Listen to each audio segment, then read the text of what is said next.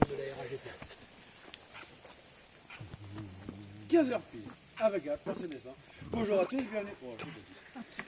Bienvenue à cette petite animation autour des singes, des macaques magos. Alors, c'est un enclos d'immersion. Pour bien les voir, il faut rentrer dedans. Sauf que, avant, il faut que je vous prévienne quand même. Les macaques, c'est des animaux potentiellement bien dangereux. Hein. Le mâle dominant, il a des crocs de 5 à 7 cm de long, à peu près gros comme ça. Autant vous dire que les petites dents de lait du loup que je vous ai montré là-bas, c'est un rigolo, quoi. Ce qui fait que pour entrer dans cet enclos, il y a des règles de sécurité à respecter, surtout pour vous les enfants. Alors on écoute bien, d'accord? Dans l'enclos, il faut rester calme, d'accord? On gesticule pas dans tous les sens. On ne crie pas, on peut parler, chuchoter évidemment, hein, mais on ne crie pas. On ramasse rien par terre, ni cailloux, ni bâton, ni herbe. On jette rien, encore moins évidemment, aux animaux. On n'essaie pas de les toucher. Finalement, hein, on va rentrer, aller jusqu'en haut. On va leur donner à manger avec Aubin là. Et puis vous allez pouvoir les regarder manger, faire des trucs et tout pendant que je vais encore parler. Je sais, c'est chiant. Ça dure qu'1 heure et demie, vous inquiétez pas. Et voilà. De manière générale, les enfants, comme toi, on tient la main d'un adulte. D'un adulte qu'on connaît. C'est utile de préciser. Malheureusement, interdit aux chiens. Sauf si vous voulez vous en débarrasser. Le problème, c'est que les singes, ils vont jouer avec, ça va être long et bruyant, quoi. Les loups, beaucoup plus rapides. C'est vous qui voyez. Après, s'il est calme, il y en a qui le font, et vu qu'on n'est pas beaucoup, hein, monsieur, s'il est calme et tout, enfin, c'est pour vous. Il y en a qui le font, en plus, on n'est pas beaucoup, vous pouvez peut-être le laisser attaché à un poteau. Non, mais c'est. Là, c'est ça. Ah ouais, comme dans Jurassic Park. Non. Non, mais vraiment, après, c'est vous qui sentez. Aussi. Ah ouais. Sinon, il y a pas de coffre dans la voiture. Bon, ben, c'est pas grave. Quoi d'autre? Interdit aux tout petits bébés qui viennent de naître et aux poussettes, mais je crois qu'il n'y en a pas là, ça va. Il y a interdit aux tout petits bébés qui sont pas encore nés, qui a maman autour, ça va. On est bon là-dessus? Peut-être que vous n'êtes pas encore au courant. Allez, c'est parti. On va passer là. Lui, il n'y a pas d'âge. Ah, si. Ouais, la biologie. Ah, monsieur. Monsieur, je vous ferai rentrer. Ou madame, alors, du coup. Si vous voulez, après, je fais l'animation, après, je vous fais rentrer vite fait pour que vous voyez ça. De toute façon, on a le temps. Hein. Je sais pas si vous l'avez compris, à cause de la météo, dernière animation, c'est celle-là. Hein. On va pas faire le spectacle de faux conneries, tout ça, parce que les l'ours, c'est leur travail. Déjà que c'est leur travail, en plus, ils n'aiment pas la pluie. Voilà, malheureusement. À mon plus grand regret, parce que moi, j'aime bien faire la faux connerie, on s'en peut mais...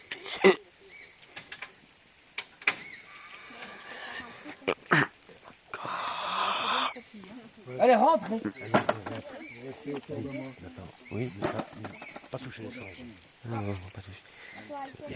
Ah oui, non, bonne clé.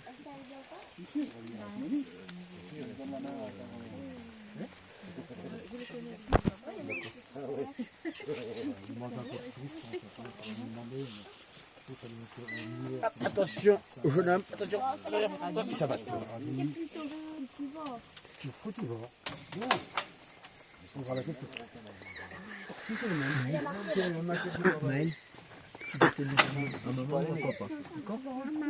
Alors, toi tu vas marcher devant moi, tu me protèges. On leur pique pas les bâtons, je les mets tout. Et ne les regardez pas dans les yeux. Allez, les jeunes. Si, c'est vrai. De quoi? Je rigole. Vas-y, comme un jour, j'ai un oncle qui avait enlevé une pierre dans un bonbon, il l'a relevé, il a enlevé la pierre, il l'a jetée. Mais c'est très intelligent. Je me souviens avec mon deuxième fils, et avec Abidjan, et pour faire attention. Il donne à côté, il donne à manger. Il avait des voitures. Ah, c'est gentil, il ne faut pas les embêter.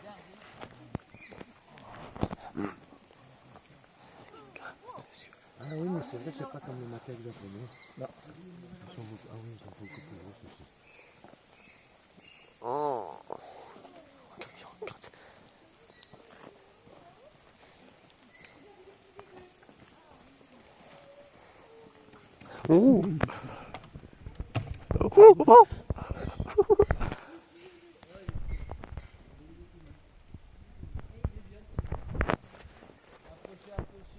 Alors j'ai oublié, il y a une autre règle qu'on a appelé la règle Rudy, du nom du monsieur qui l'a créé. Il y a 2 jours, j'ai fait l'animation à 60 personnes, ou même plus. Et puis, attention, n'attaque pas la seconde. Et puis bon, il y avait d'autres gens qui attendaient, qui sont arrivés en cours. Alors je les ai fait entrer, il y a une petite famille. Et là, monsieur Rudy, il était là, à votre place, madame. Et il y a eu du vent et il s'est fait faire pisser dessus par un singe. Donc il faut regarder aussi en hauteur des fois. Hein. Voilà. Et c'était la meilleure journée de la saison pour moi. Parce que depuis 4 ans que je fais cette animation, c'est la première fois que quelqu'un s'est fait faire pipi dessus. Ça va pas être du caca. Voilà. Ou les deux en même temps. Tu prends la gamme de cacahuètes et tu sers l'apéro. Bon. Tu vas les mettre par ici et tu vas jeter des poignées de cacahuètes un peu partout pour tout montrer.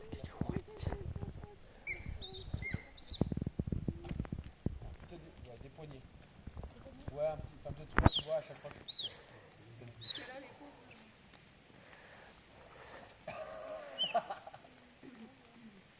J'ai vu comment il tient.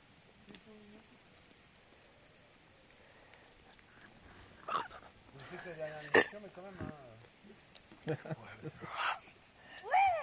Ah, belle, magnifique.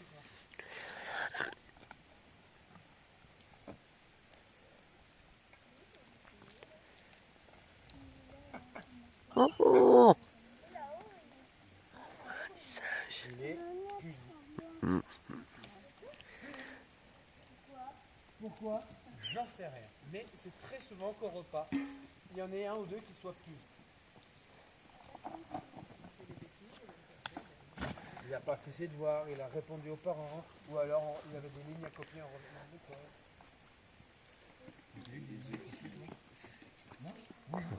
oh. Egg. Lucky egg. Ah, c'est bon les œufs, hein? Ouais. T'en as mis sur le petit? Ah oui, il y a du...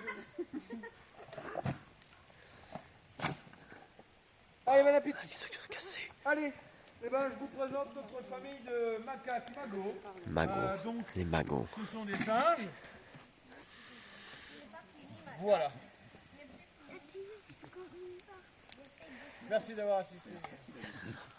C'est ça, ce sont des singes qui vivent à l'état naturel plutôt en Afrique du Nord, en Maroc, Tunisie, et notamment sur la chaîne de montagne de l'Atlas. Je ne sais pas si vous connaissez, mais il fait très très froid.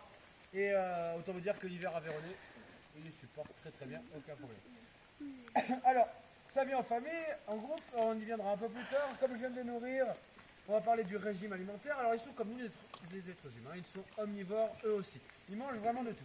Alors, les interactions sont incroyables avec ces animaux. Alors, dans la nature, ils vont manger évidemment des fruits, des certaines feuilles, des racines, des insectes. Ils aiment beaucoup les insectes, et notamment les insectes xylophages, donc qui se nourrissent du bois. D'accord? C'est pour ça qu'ici, vous avez vu, on a laissé toutes les souches des arbres qu'on a coupées, enfin la plupart, et il manque toutes les écorces. Ils ont enlevé les écorces et mangé les insectes qu'on trouve à l'intérieur, même sur les arbres encore debout, comme les pins qui sont derrière. Au Maroc, ils aiment beaucoup les dattes.